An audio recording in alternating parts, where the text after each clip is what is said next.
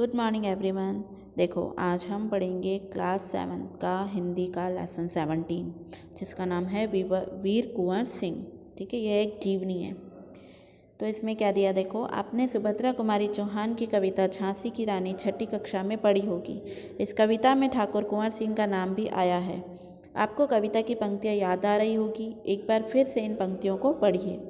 तो देखो क्लास 6 में जो झांसी की रानी पाठ है उसकी पंक्तियाँ दे रखी है। तो देखो मैं पढ़ती हूँ। इस स्वतंत्रता महायज्ञ में कहीं वीरवर आए काम, नाना धुनपुत तांतिया चतुर अजय मुल्ला सरनाम, अहमद शाह मौलवी ठाकुर कुंवर सिंह सैनिक अभिराम, भारत के इतिहास गगन में अमर रहेंगे जिनके नाम। तो ये थी इसमें देखो क्या नाम आया है, ठाकुर कुंवर सिंह सैनिक, है ना। तो इसी की जीवनी जो है इस पाठ में दी हुई है कि वो कौन थे, क्या थे, तो उनके बारे में हम पढ़ेंगे। तो देखो यहाँ स्वतंत्रता संग्राम के उसी वीर कुंवर सिंह के बारे में जानकारी दी जा रही है। सन 1857 के व्यापक सशस्त्र विद्रोह ने भारत में ब्रिटिश शासन की जड़ों को हिला दिया था।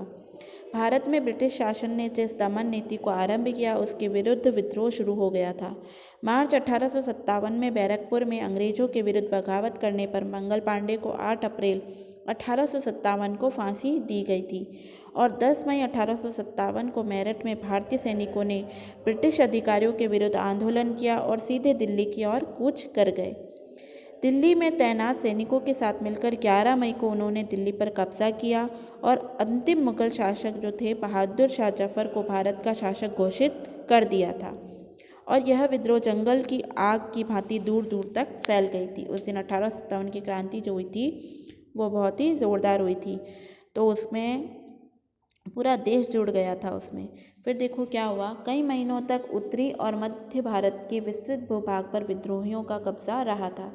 दिल्ली के अतिरिक्त जहां अत्यधिक भीषण युद्ध हुआ वह केंद्र थे कानपुर, लखनऊ, बरेली, बुंदेलखंड और आरा। इसके साथ ही देश के अन्य भागों में भी स्थानीय विद्रोह हुए थे। विद्रोह के मुख्य नेताओं में कौन कौन था? नाना साहब, तात्या टोपे, बख्त खान, अजीमुल्ला खान, रानी लक्ष्मीबाई, बेगम हजरत महल, कुंवर सिंह, मौलवी अहमदुल्ला, बहादुर खान और राव तुलाराम थे। और 1857 का आंदोलन स्वतंत्रता प्राप्ति की एक दिशा में एक दृढ़ कदम था। आगे चलकर जिस राष्ट्रीय एकता और आंदोलन की नींव पड़ी उसकी आधार भूमि को निर्मित करने का काम 1857 के आंदोलन ने किया था। भारत में सांप्रदायिक सद्भाव को बढ़ाने की दिशा में भी इस आंदोलन का विशेष महत्व है।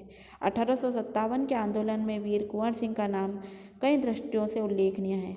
कुंवर सिंह जैसे वयोवृद्ध व्यक्ति ने ब्रिटिश शासक के खिलाफ बहादुरी के साथ युद्ध किया। वीर कुंवर सिंह के बचपन के बारे में बहुत अधिक जानकारी तो नहीं मिलती।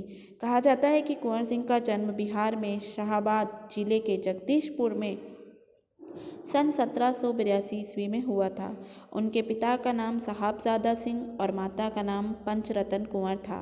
उनके पिता साहबजादा सिंह जगदीशपुर की रियासत के जमींदार थे, परंतु उनके अपनी जमींदारी हासिल करने में बहुत संघर्ष करना पड़ा था।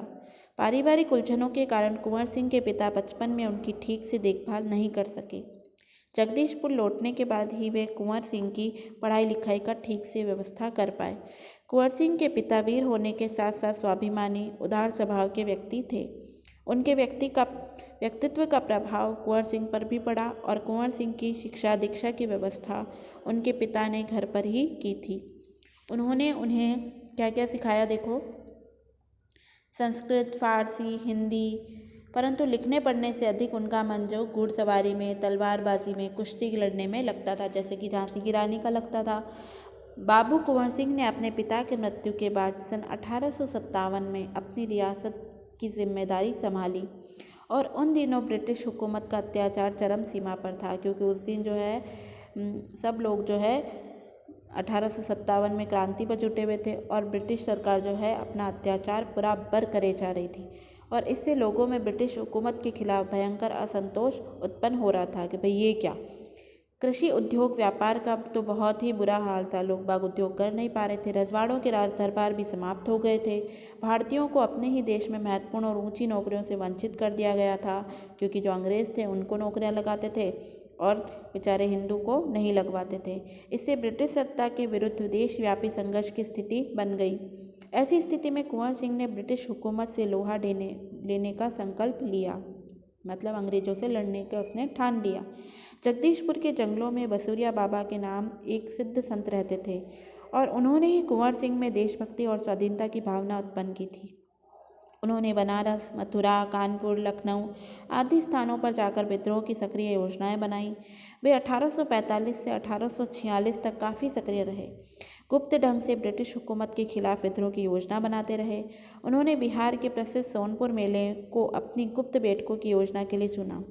सोनपुर के मेले को एशिया का सबसे बड़ा पशु मेला माना जाता है और यह मेला कार्तिक मास की पूर्णिमा को लगता है। और इस मेले में उन्होंने क्या किया, यहाँ हाथियों के क्रय विक्रय के लिए भी विख्यात है, यानी हाथियों यहाँ पे बेचे भी जाते हैं। और इसी ऐतिहासिक मेले में उन दिनों स्वाधीनता के लिए लोग एकत्र होकर क्रांति के बारे में योजना बनाते रहते। मतलब अगर ऐसे खुल्लम खुल्ला योजना बनाए तो सब लोग पकड़ लेते थे, तो इस तरह वो छुप छुप कर मिलते थे और योजना बनाते थे। 25 जुलाई 1857 को दानापुर की सैनिक टुकड़ी ने विद्रोह कर दिया और सैनिक सोन नदी पार कर आगरा की ओर